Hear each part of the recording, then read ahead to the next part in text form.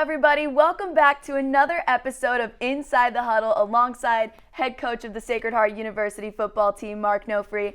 I'm Molly Jacob. Coach, I'm excited about this one. The Pioneers just won against Dartmouth for the first time since 2012, 38-31 in overtime. It was electric. The crowd was just amazing. Let's go over leading up to this week, because during practice, you had on the Jumbotron of the field, it had every single game ever since you guys started playing Dartmouth, and it showed that you've lost every game since 2012.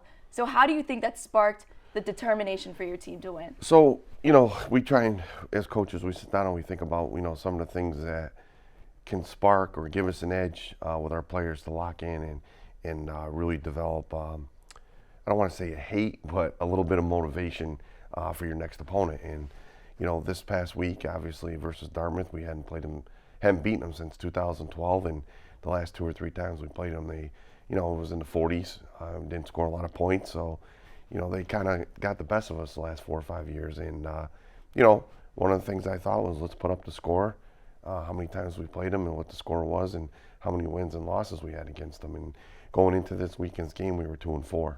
Mm-hmm. And obviously, I think Dartmouth is a consistent top 15 FCS team. They're right there in the top of the Ivy League every single season. And they're good. They're a good football team. And, our kids stepped up to the challenge. They had an opportunity. They took full advantage of it, and I couldn't be happier for them. Yeah, and the first half of the game, the Pioneers were down. It was very dominant on Dartmouth's behalf. But then the Pioneers came back in the second half. We had everyone playing their role. The offense was able to connect. So how would you describe the players that did step up in the situations that were needed? Well, I'm 21-3 in the first quarter. We come back, make it 21-17 going to half. Go down 31-17 third quarter. We come back, tie it up 31-31.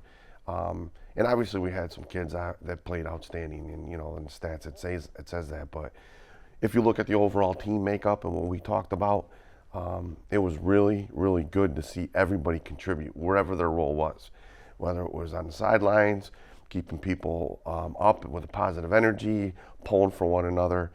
Some of the kids that weren't in were helping some of the kids that were in. Offense fed off the defense fed off the offense. I mean, it was a total team effort. And it was the first time this year that I saw us play the way I know we're capable of playing, and playing with that SHU grit mentality. And again, it goes back to the kids. They're a talented bunch of guys. And if they want to play that way week in and week out, we're going to be in for a great season. But it's got to be on a consistent basis. And I was very happy and excited to see it happen at home, homecoming, with the crowd and everybody there. Yeah, and it's that home field magic, because you guys haven't lost a home game since 2019. And in your post-game interview that you did on the sideline, you said that this is the reason why you're a Pioneer. And so what makes a Pioneer from your perspective? Just, love Sacred Heart University. I mean, the support you got from the alumni, the staff, the administration, the people here, and, everybody coming out for a home football game, even though it was homecoming, which you get a lot of alumni back. But you go back and you look at our home games, even when there's not an event going on, we have great turnouts. And I think that goes back to people really caring about one another. You have a lot of athletic teams there. The kids on the team have friends that play other sports that all show up. And it's a great environment, and there's a reason why. I talked to Judy and Riccio, our AD, about it, that we were voted one of the best college football atmospheres in the state of Connecticut. And, when Rob Donota scored that touchdown in the end zone, and you saw the outpost go crazy and people throwing their drinks up and falling forward, you look around and you're like, yeah, this is why I really enjoy Sacred Heart University and being a Pioneer. That's very touching. And now this week, we're going to be home again. We're facing Norfolk State University, or Norfolk State College. And you guys have never played them before. Right. So how are you preparing for them this week? The same as we did last week. We've never played them. My message to the team is that we know how to play after last week, so you can't tell me that you don't have it and you're not a good football team. But each week we got to take another step and get better. And let's be more consistent this week. And from here on out, you're going into Game 5. You want to be playing meaningful games in late October, November. To do that, you have to get better each week. So I want to see us get better than we were last week versus Dartmouth, and still play with the same intensity and emotion. Yes, and congratulations again on the win.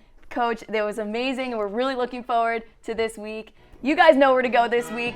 Campus Field this Saturday, 1 p.m. The Pioneers are taking on Norfolk State. Alongside head coach Mark Nofri, I'm Molly Jacob. This has been Inside the Huddle.